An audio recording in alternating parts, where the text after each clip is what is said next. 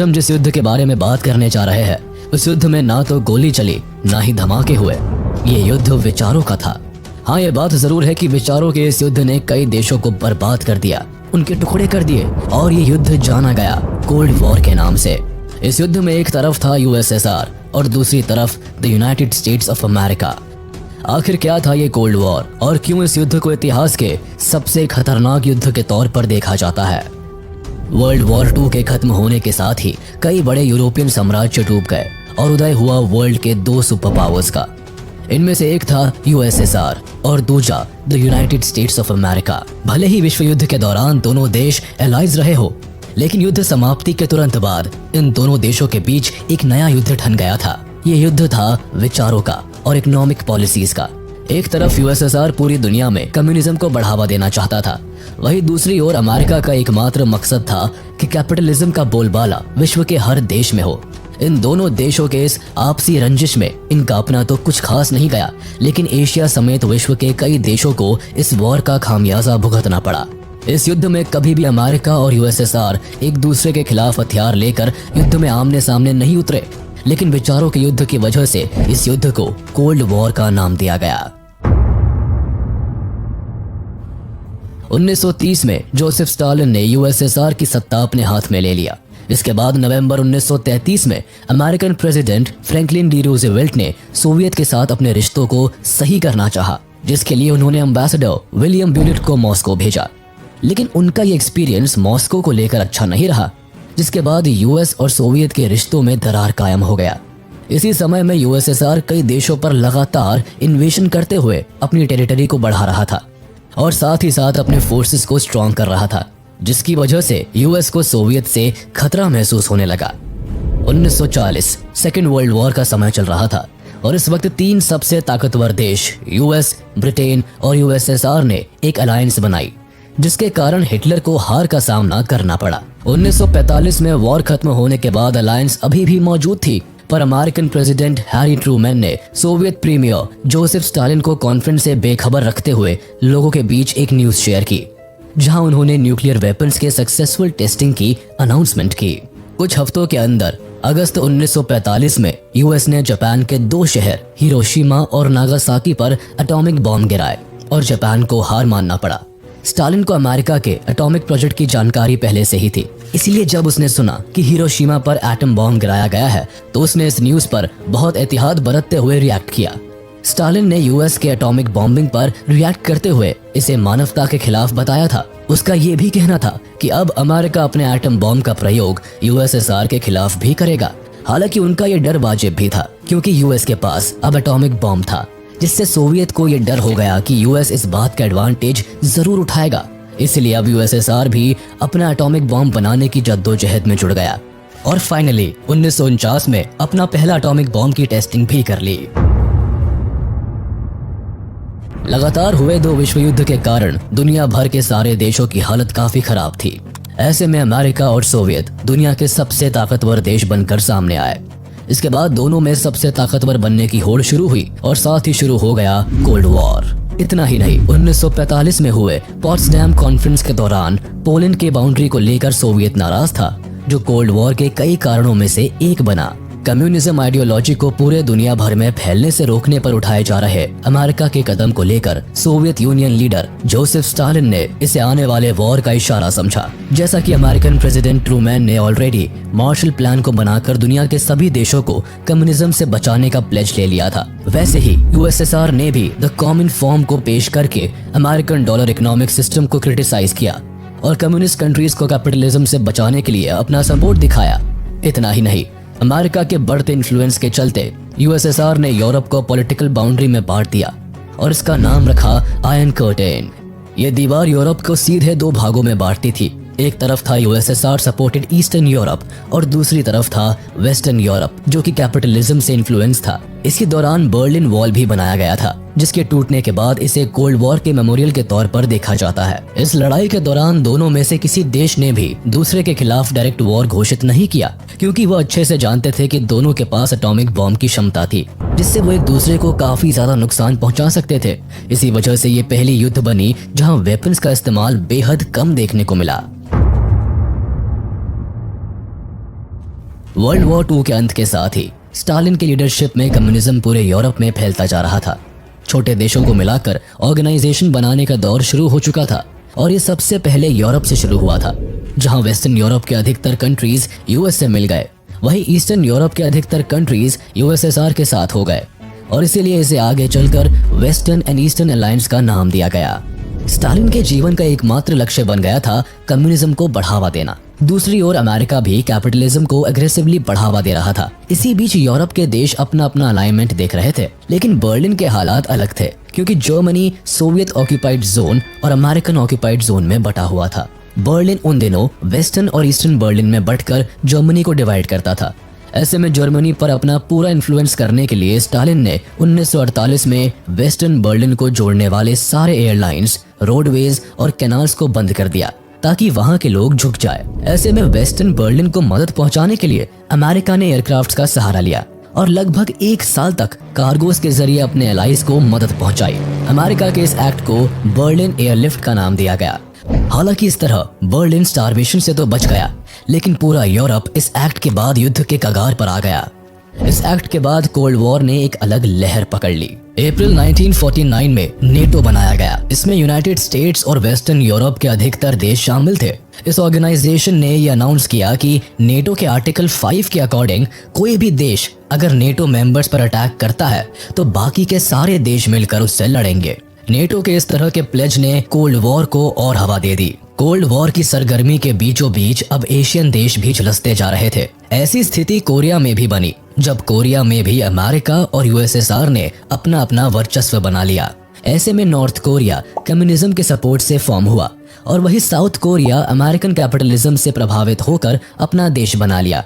ऐसे में कम्युनिज्म और कैपिटलिज्म विचारधारा के बीच की लड़ाई कोरिया में भी हुई, जिसमें हार जीत किसी की नहीं हुई, लेकिन कोरिया के लाखों लोगों की जान जरूर चली गई। इस युद्ध में नॉर्थ कोरिया को स्टालिन और माओ की कम्युनिस्ट गवर्नमेंट सपोर्ट कर रही थी, वही साउथ कोरिया का सपोर्ट यूएसए कर रहा था।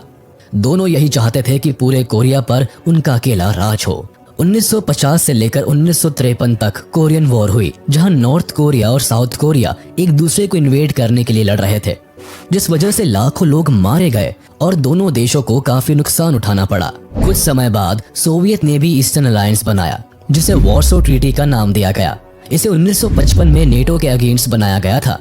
इन सुपर पावर्स की लड़ाई का सेंटर हमेशा यूरोप बना रहा।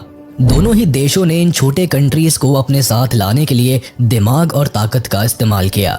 जहां एक तरफ सोवियत ने ईस्टर्न यूरोप के देशों पर अपना कब्जा किया, वहीं दूसरी ओर यूएस ने गठबंधन का नाम लेकर सीएटो यानी South Eastern Asian Treaty Organisation और सेंटो यानी सेंट्रल ट्रीटी ऑर्गेनाइजेशन बनाई।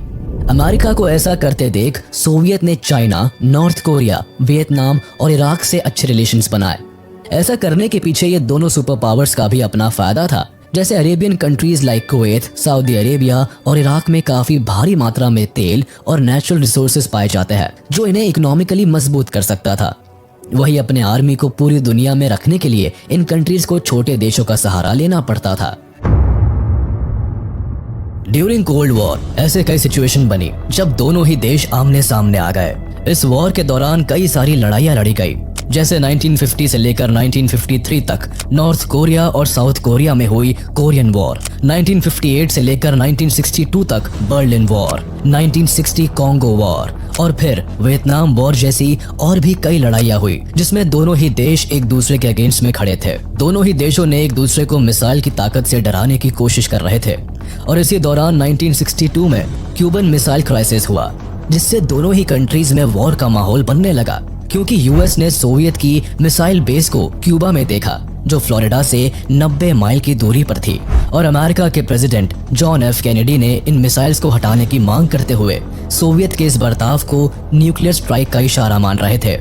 इस बात की गंभीरता को समझते हुए सोवियत और यूनाइटेड स्टेट्स में एक अग्रीमेंट हुआ, जिसके अकॉर्डिंग यूएसएसआर ने अपने वेपन्स क्यूबा से हटा लिए। बदले में अमेरिका ने क्यूबा पर इन्वेड नहीं किया। अब बात इन दोनों देशों को अच्छी तरीके से समझ में आ चुकी थी कि न्यूक्लियर वेपन्स के नाम पर थ्रेट देना कोई समझदारी की बात नहीं थी। इसीलिए उन्होंने 1960 में 3 ट्रीटीज पर साइन किए: nuclear test ban treaty, nuclear non proliferation treaty और एंटी बैलिस्टिक मिसाइल ट्रीटी। इसके बाद आने वाली कई सालों तक अलग अलग ट्रीटीज पर साइन किए गए, जिससे न्यूक्लियर वेपन्स जैसे भयानक हथियारों का इस्तेमाल ये कंट्रीज ना कर पाए। एग्जाम्पल के तौर पर first limited test ban treaty LTBT 10 October 1963 को मॉस्को में हुआ, जहां अमेरिका, ब्रिटेन और सोवियत यूनियन ने इस ट्रीटी पर साइन किया था। इसके अकॉर्डिंग ऐसी कोई बॉम्ब टेस्टिंग जिसका असर एनवायरनमेंट पर पड़े उसे बंद कर दिया जाए। Second NPT treaty on the non proliferation of nuclear weapons. इस ट्रीटी पर 1 जुलाई 1968 को लंदन, वॉशिंगटन और मॉस्को में साइन किया गया, लेकिन इसे लागू 1970 से किया गया और 1995 से इसे अनंत काल के लिए लागू कर दिया गया। इस ट्रीटी के मुताबिक वो सारे देश जो 1 जनवरी 1967 से पहले परमाणु हथियार रख रहे थे, जैसे United states, Soviet union, Britain, France और चाइना, इन्हें एटॉमिक वेपन्स रखने की इजाजत देता है और बाकी देशों को इन वेपन्स को हासिल करने से रोकता है। Third was strategic arms limitation talks SALT I। इसकी स्टार्टिंग नवंबर 1969 से हुई, जहां सोवियत यूनियन के लीडर लियोनिड ब्रेजनेव और अमेरिकन प्रेसिडेंट रिचर्ड निक्सन ने 26 मई 1972 को मॉस्को में 2 एग्रीमेंट्स पर साइन किए। पहला anti ballistic missile ABM treaty और दूसरा limitation of strategically lethal weapons पर समझौता, और इन दोनों को 3 अक्टूबर 1972 से लागू कर दिया गया। Fourth strategic arms limitation talks SALT II। इसे नवंबर 1972 में शुरू किया गया, जहां American president Jimmy Carter and USSR leader Leonid Brezhnev ने वियना में 18 जून 1979 को limitation of strategically lethal weapons के दूसरे एग्रीमेंट पर साइन किए। कोल्ड वॉर सिर्फ इकोनॉमिक फ्रंट पर नहीं लड़ी जा रही थी, बल्कि USSR और USA के एक दूसरे से हर मामले में खुद को बेहतर साबित करने की होड़ में लगे थे। ऐसे में बढ़ती हुई टेक्नोलॉजी और स्पेस रेस में वो कैसे पीछे रह सकते थे। 1957 में USSR ने स्पुतनिक 1, जो एक आर्टिफिशियल सैटेलाइट थी, उसे लॉन्च किया, जो कि पहला मैन मेड सैटेलाइट था। ऑफ कोर्स USSR इसे स्पेस कॉन्कर करने का ताज मान रहा था। वर्ल्ड वॉर 2 के बाद सोवियत यूनियन ने अपना पहला मैन मेड सैटेलाइट जो स्पेस में सक्सेसफुली लॉन्च कर दिया। अब अमेरिका ने इसे स्पेस साइंस डेवलपमेंट के तौर पर नहीं, बल्कि वेपन एडवांसमेंट के तौर पर देखा। दोनों ही देश अब टेक्नोलॉजी का इस्तेमाल करके सर्विलेंस डिवाइस और मजबूत वेपन्स बनाने की होड़ में लग गए, ताकि वक्त आने पर या वॉर के कंडीशन में कोई एक देश अपने स्पेस सैटेलाइट का यूज करके दूसरे पर भारी ना पड़े। USSR के सैटेलाइट लॉन्च के बाद USA को लगने लगा कि USSR बैलिस्टिक मिसाइल्स में USA से काफी एडवांस हो चुका है, और अगर USSR कभी भी USA पर हमला करता है तो USA बिल्कुल कमजोर पड़ सकता है। इस तरह से व्यूज ने उन दिनों मिसाइल गैप थ्योरी को जन्म दिया था। हालांकि USA तब भी USSR से मिसाइल्स के मामले में काफी आगे था, लेकिन इस स्पेस टर्न्ड आर्म्स वॉर ने USSR और USA को अधिक से अधिक हथियार बनाने के लिए मजबूर कर दिया। 1960s आते तक दोनों अपने डिफेंस के लिए हजारों वॉरहेड्स बना चुके थे। इसके बाद 1962 में USSR ने अपने वॉरहेड्स क्यूबा में प्लेस कर दिए, जिनकी जानकारी अमेरिकन इंटेलिजेंस को मिली, और इस तरह क्यूबा से इन सारे हथियारों को हटाया गया। चूंकि क्यूबा में मिसाइल मिलने के बाद से USA और USSR के बीच काफी टेंशन क्रिएट हो गई थी, लेकिन ये समझौता शांति से हो गया और इसका नाम दिया गया क्यूबन मिसाइल क्राइसिस, जो कि आर्म्ड रेस का ही बाय प्रोडक्ट था। जल्दी ही 1969 में US ने पूरी दुनिया में अपना नाम अमेरिकन एस्ट्रोनॉट नील आर्मस्ट्रांग के बदौलत रोशन किया, जिन्होंने चांद पर पहला कदम रखा, जिसके साथ ही अमेरिका ने स्पेस में अपनी जीत को मानते हुए स्पेस रेस को खत्म किया।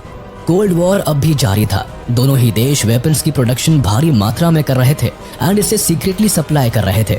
कहीं ना कहीं दोनों ही देशों के मन में ये डाउट अभी भी थी कि आने वाले समय में ये वॉर हथियारों से करनी पड़ सकती है, जिस वजह से 1980 तक दोनों देशों में न्यूक्लियर वेपन्स की गिनती हजारों में हो गई। जहां यूनाइटेड स्टेट्स के पास करीबन 23,000 न्यूक्लियर हथियार थे, वहीं USSR के पास 39,000 थे। इस कोल्ड वॉर के दौरान इंडिया ने भी बेहद इंपॉर्टेंट भूमिका निभाई।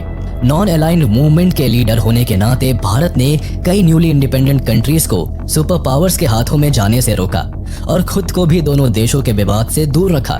इंडिया ने अपने डिप्लोमैट्स और मिनिस्टर्स का इस्तेमाल इस वॉर के समय सिचुएशन को नॉर्मल करने के लिए मीडिएटर के रूप में काम किया, जिसका एक एग्जाम्पल 1950 में हुए कोरियन वॉर के दौरान देखा गया।